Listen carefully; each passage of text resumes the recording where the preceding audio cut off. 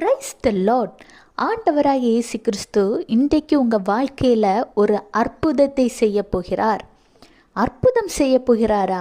இது என் வாழ்க்கையிலும் நடக்குமா அப்படின்னு யோசிக்கிறீங்களா? ஆண்டவராக இயேசு கிறிஸ்து ஜாதி மதம் இவை எல்லாவற்றையும் தாண்டி ஆண்டவராக இயேசு கிறிஸ்து இந்த உலகத்தை படைத்த தேவன், உங்களை உருவாக்கின தேவன், தாயின் கருவில் தோன்றும் முன்னே உங்களை பெயர் சொல்லி அழைத்த தேவன். அவருக்கு ஏழை எளியவன் பணக்காரன் அப்படி எந்த ஒரு பாகுபாடும் கிடையாது. நீங்களும் தேவனுடைய பிள்ளைதான். ஒரு தாய் தந்தைக்கு 2 பிள்ளைங்க இருக்காங்கன்னு வச்சுக்கோங்க. ஒரு பிள்ளை அந்த தாய் தந்தையோடு அன்பாக இருக்கும், இன்னொரு பிள்ளை சண்டை போட்டுக்கிட்டே இருக்கும். அதற்காக அந்த பிள்ளையை என் பிள்ளை இல்லைன்னு சொல்லி விட்டுருவாங்களா?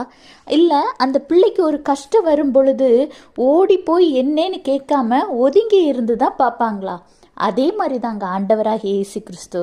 அவர் உங்கள் தகப்பனிலும் தாயிலும் அதிக அன்புள்ளவர். உங்களுக்கு ஒரு கஷ்டம் சொன்ன உடனே அவர் ஓடி வந்திருக்கிறார் பார்த்தீங்களா? ஆண்டவராக இயேசு கிறிஸ்து இன்றைக்கு உங்களை பார்த்து தான் சொல்கிறார்.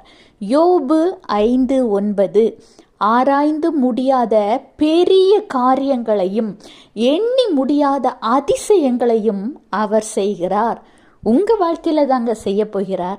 நீங்கள் ரொம்ப கஷ்டத்தின் நிமித்தம், ரொம்ப பாடுகளின் நிமித்தம் என் வாழ்க்கை முடிந்து போனது, இதுக்கு மேலே நான் எதுக்கு இந்த உலகத்தில் உயிரோடு இருக்கணும், இன்னி என் வாழ்க்கையில் நான் சந்தோஷம் சமாதானம் வரணும்னா அதெல்லாம் ஒரு அதிசயம் நடந்தால் தான் முடியும் அப்படின்னு சொல்கிறீங்களா? அவர் நாமம் அதிசயம். ஆண்டவராகிய இயேசு கிறிஸ்துவின் நாமம் அதிசயம். அவர்தான் இன்றைக்கு உங்களோடு பேசிக்கொண்டிருக்கிறார். கர்த்தர் உங்கள் வாழ்க்கையில் நீங்கள் நினைத்து பாராத ஒரு பெரிய அதிசயத்தையும் அற்புதத்தையும் அவர் உங்கள் வாழ்க்கையில் செய்ய போகிறார். நீங்கள் ஒன்று செய்தால் போதும், விசுவாசிங்க. ஆண்டவர் மீது விசுவாசம் வைங்க. ஆண்டவர் என்று ஒரு தேவன் இருக்கிறார், இயேசு என்று ஒரு தேவன் இருக்கிறார், இந்த உலகத்தை படைத்த ஒரு தேவன் இருக்கிறார். அவரால் என் வாழ்க்கையை மாற்ற முடியும், என் வாழ்க்கையில் ஒரு அதிசயத்தை அற்புதத்தை செய்ய முடியும் என்பதை விசுவாசிங்க. அடுத்த நொடியே உங்கள் வாழ்க்கையில் நீங்கள் மாற்றத்தை காண்பீங்க. Have a blessed day. Jesus bless you.